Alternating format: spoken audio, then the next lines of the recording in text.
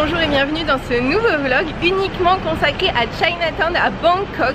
Moi, c'est Natacha. Je suis de retour sur mon continent préféré, l'Asie. Après avoir visité le Vietnam, le Sri Lanka et le Cambodge, je continue mon périple de la jungle laotienne à la frénésie de Bangkok, en passant par les plus belles plages du monde et le delta du Mekong. Je suis juste en chemin pour Chinatown, entre mon hôtel et Chinatown, et j'ai déjà dû voir 30 petits stands de street food. C'est vraiment incroyable, j'en ai jamais vu autant.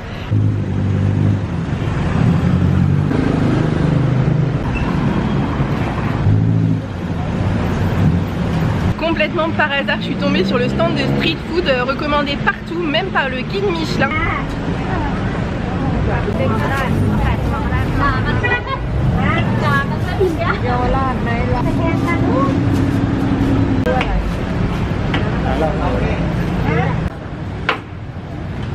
En fait, il fait des beignets avec une sauce. Honnêtement, je ne connais pas le goût des beignets. Je sais juste qu'ils étaient trop bons et que la sauce verte aussi. Et je sais pareil, je ne suis incapable de vous dire à quel goût avait la sauce verte, mais c'est trop bon. Ça m'a coûté 50 bahts et j'ai eu un sort de sac gigantesque avec des tonnes de beignets à l'intérieur. En fait, les trottoirs, c'est comme des salles de restaurant. Ça, c'est comme les cuisines des restaurants. Je sais même pas comment ils ont de l'électricité, etc. Et en fait, du coup, les piétons sont obligés de marcher là sur le bord de la route. Il y a énormément de voitures. En haut, il y a toutes les enceintes lumineuses qui sont partout. C'est incroyable comme ambiance.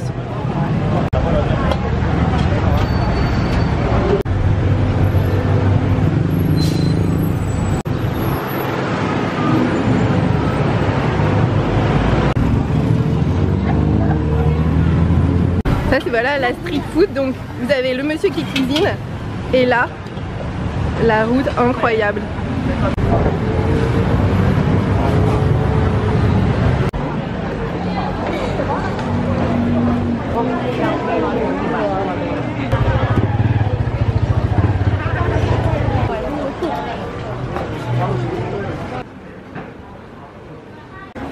En fait, vous voyez ce qui lui sert à faire à manger. En fait, il le transporte avec son scooter. Ah, ça c'est un stand où on peut manger des scorpions. J'essaye de filmer la frénésie et je sais pas si j'arrive à le faire. En tout cas, ce qui est sûr, c'est qu'il y a énormément de bruit, énormément de gens, et surtout que chaque stand de street food a sa propre odeur. Et donc il y a un mélange d'odeurs absolument incroyable.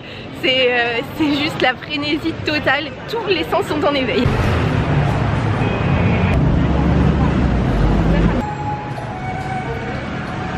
Alors je vais ici parce que c'est conseillé partout. Voilà, le camion est incroyablement décoré. Bon, allez, je continue dans l'allée à gauche. Et c'est ici, ça paye pas une mine, hein, mais je vais faire confiance.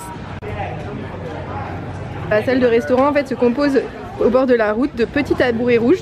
Donc je vais m'asseoir sur mon petit tabouret là.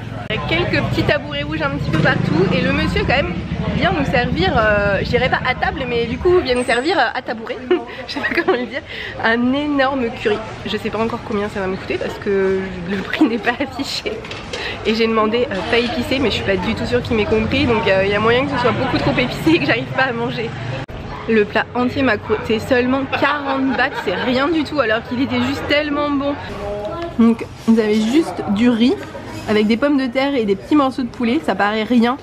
Mais en fait c'est cette sauce qui est juste trop bonne, qui est délicieuse et qui fait tout le truc. Je suis complètement en décalage horaire, donc du coup j'ai pas fini parce que mon corps ne sait plus s'il doit avoir faim ou pas. Enfin bref, peu importe, je vais continuer ma visite de Chinatown.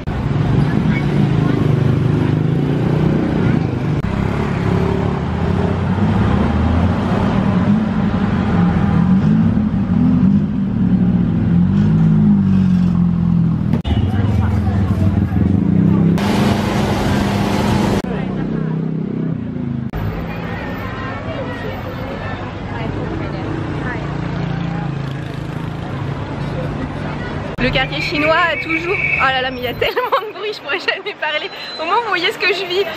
C'est plutôt hyper cool. cool parce que c'est tellement dépaysant. Bref, ce que je veux dire, c'est que le quartier chinois a toujours été un des plus chers de tout Bangkok parce que tous les Chinois veulent s'y installer, sauf qu'il y a très peu de mètres carrés disponibles et qu'il y a beaucoup de Chinois qui veulent s'y installer, donc forcément ça fait monter les prix. Et donc ici, c'est vraiment le quartier le plus cher de tout Bangkok. Dans les stands de poissons, en fait là ils font griller du calamar. Le calamar il est cru là, ils le font griller là et on peut l'acheter. Et ça sent mais tellement fort, c'est juste incroyable. Ah oui, là c'est vraiment le coin du calamar. Ah ça doit être des pommes, des mangues, des ananas, je ne sais pas. Alors là c'est un peu différent parce qu'ils préparent à manger ici et vous pouvez manger ici sur le comptoir. Et ici ils ont des cannes à sucre et ils font du jus de canne à sucre à la minute comme ça. Il y a tellement de gens, on a tellement de mal à marcher. En fait il y a deux lignes en continu et parfois on s'arrête, il y a des embouteillages de piétons. Alors je vais vous montrer où j'essaye de marcher juste avec mes pieds. Regardez le nombre de pieds que vous croisez, il y en a partout. En fait c'est hyper dur de se frayer un chemin entre les gens.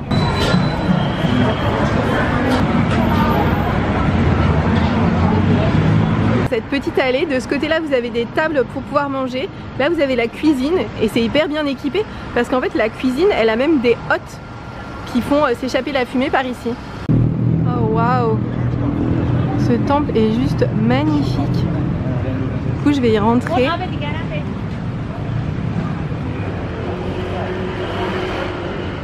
C'est incroyablement beau quoi, surtout la nuit avec les éclairages, les bougies. C'est sublime, le rouge et l'or, c'est vraiment ce qu'on veut voir en fait, c'est magnifique, vraiment. Ah, hop, j'enlève mes chaussures.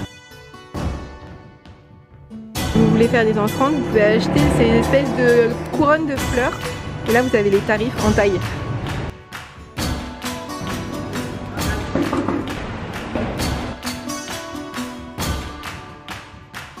Sur le côté du temple, il y a tout un tas de sacs, je sais pas du tout ce que c'est, à quoi ça correspond. Pour donner une idée à quel point Chinatown c'est incroyable, c'est que ce temple n'est même pas référencé.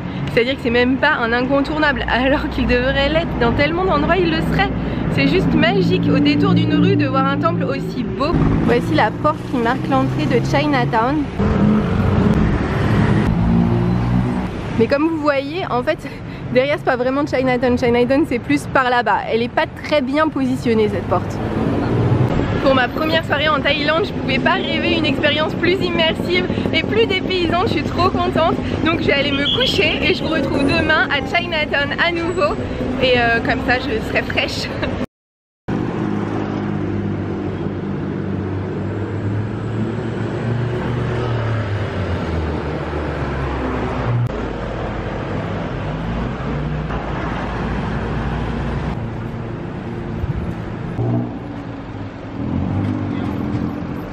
Bonjour et bienvenue dans cette deuxième partie de vlog à Chinatown. Il est un petit peu avant 7 h du matin.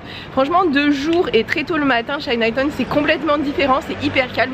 Déjà tous les vendeurs de rue ont disparu. Et là je me rends au marché local, c'est là où s'approvisionnent les vendeurs de rue. Et je vais voir ce qu'ils y vendent et surtout je vais voir dans quelles conditions les aliments sont conservés. Je crois que je vais avoir peur. Ici hier sur ce trottoir là et sur le trottoir d'en face il y avait des stands de rue partout, c'était bondé. Et là il n'y a plus personne, il n'y a plus rien, plus une seule trace. Je me trouve actuellement sur l'artère principale de Chinatown et c'est pour ça qu'il y a toutes ces enseignes chinoises partout.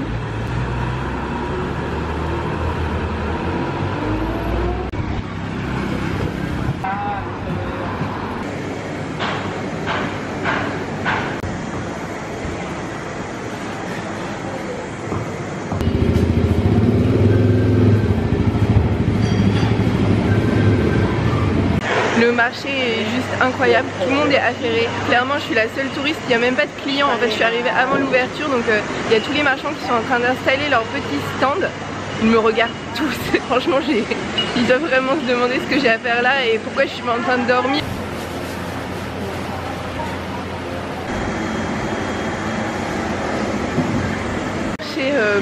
Aux conditions d'hygiène un petit peu différentes de ce qu'on peut trouver en France. En fait ils stockent de la nourriture dans ces espèces de gros bidons. Franchement je ne sais pas ce que c'est.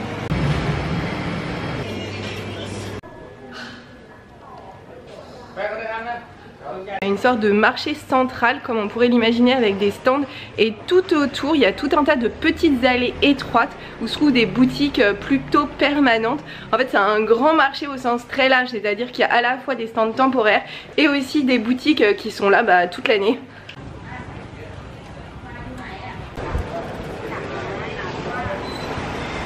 Sur le marché vous avez des machines à laver, vous pouvez payer là et hop vous mettez votre linge.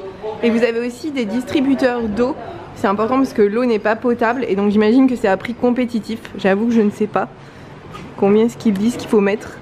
Bah il n'y a pas de chiffre alors je ne saurais pas combien ça coûte.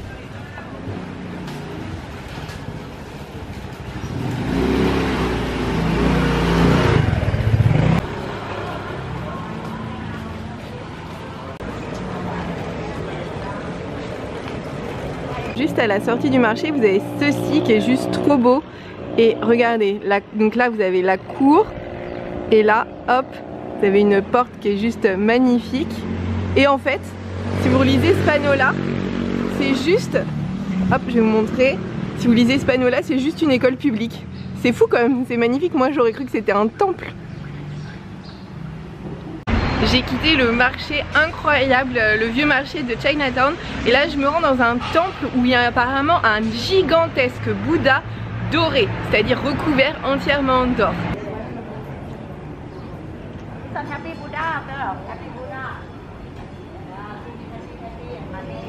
Donc vous pouvez acheter ici votre ticket, ça coûte 40 bahts et si vous n'êtes pas habillé de façon appropriée, pour 100 bahts vous pouvez louer une écharpe. Pour aller voir le grand Bouddha, il est rappelé qu'il ne faut pas de shorts, de débardeurs, de dos nus et aussi que de façon générale se tatouer le Bouddha n'est pas respectueux et qu'il faut éviter de le faire.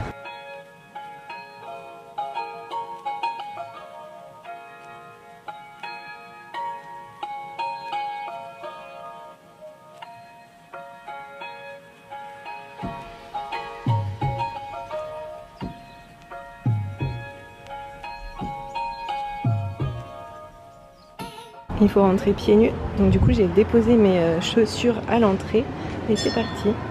Et voici le Bouddha d'or.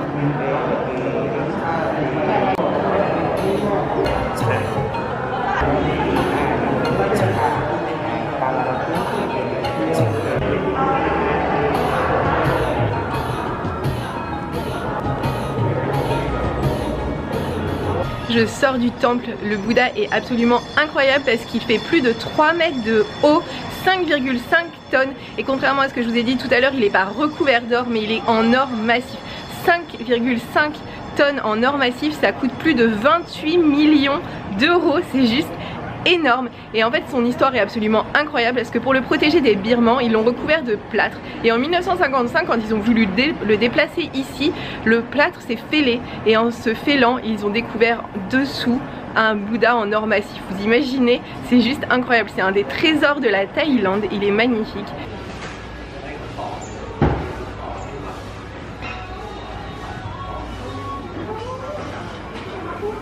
Je me suis très légèrement écartée de Chinatown pour aller dans le quartier de Talat Noi. C'est un quartier très mignon avec des petites ruelles et très commerçant. Et donc je vais visiter ce petit quartier avant de retourner à Chinatown dans quelques minutes.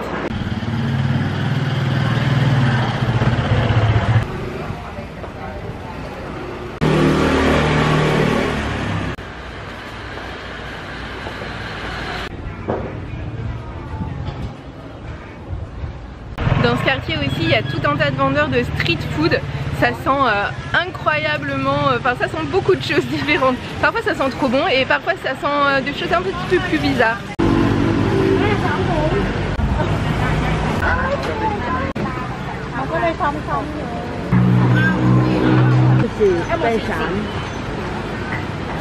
Ce stand vend des bananes frites. Vous pouvez carrément acheter des plats à base de nouilles sautées, de poissons. C'est ce que sont en train de faire les gens et en fait c'est dans les grandes marmites là qui sont chaudes. Je sais pas comment à l'intérieur il doit y avoir un système de chauffage.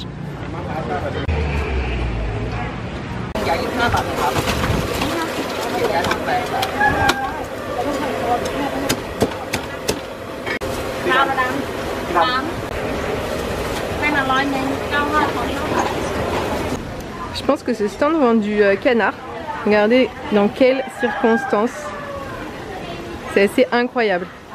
Alors là, la dame est en train de faire frire des bananes. Ça a l'air trop bon, j'adore les bananes en plus. Et une fois que c'est frit, ça ressemble à ça du coup. Donc il y a aussi des vêtements à vendre, des sacs à main, des chouchous, encore des vêtements, des chaussures. Oula, vous voyez, voilà, des chaussures. Et au milieu de tout ça, il y a une dame qui vend par terre ses bananes. C'est assez incroyable. Là, vous avez un stand qui vend carrément des plats tout prêts. Par contre, il n'y a pas de frigo et il fait chaud quand même pour le poisson comme ça. Bon, après, on s'habitue, hein. Et là, il y a toujours des marmites avec des choses qui sont en train de cuire. Je sais pas ce qu'ils font. Et ici, on est sur la partie du marché consacrée aux légumes. Pour le coup, cette partie, elle donne hyper envie. Tout a l'air tellement frais. Il doit y avoir de la coriandre, du persil. J'aime tellement ça. Il y a des fruits. Bon, et bien sûr, les produits sont beaucoup emballés dans du plastique. Il y a des fruits que je n'ai jamais vus nulle part. Je sais pas du tout ce que c'est que ça.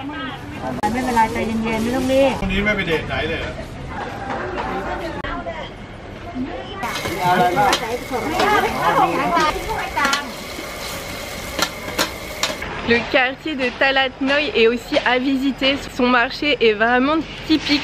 Il y a plein de petits stands de rue. Il y a des vendeurs de légumes, des vendeurs de tout un tas de choses. Je ne saurais même pas décrire ce que c'est parce qu'il y a des choses évidemment que je reconnais pas. Les ruelles à côté sont trop mignonnes. J'ai beaucoup de mal à filmer l'architecture parce que les rues sont très étroites et c'est difficile pour moi du coup de filmer les maisons.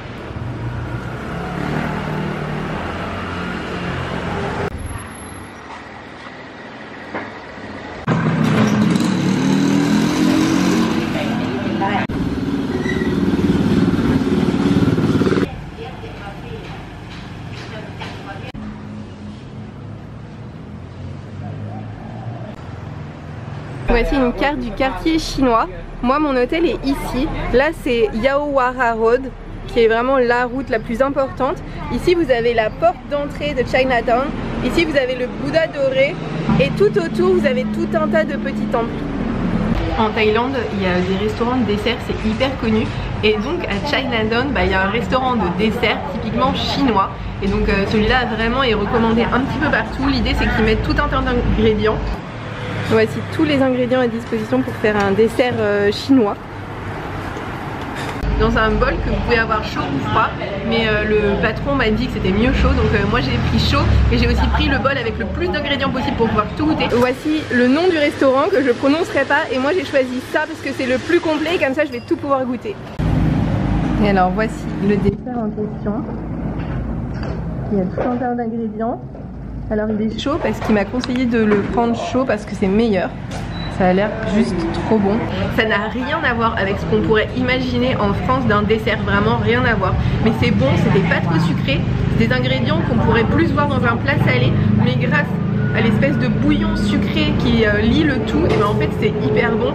C'est super copieux par contre. Là mon estomac est déjà bien plein et le tout m'a coûté seulement 45 bahts. Le propriétaire du resto était juste adorable et quand le propriétaire est adorable, pour moi la nourriture est meilleure. Je sais pas comment c'est possible. En tout cas je vous recommande chaudement ce restaurant. Et voici l'enseigne. Le gérant m'a demandé de la photographier pour que vous puissiez revenir.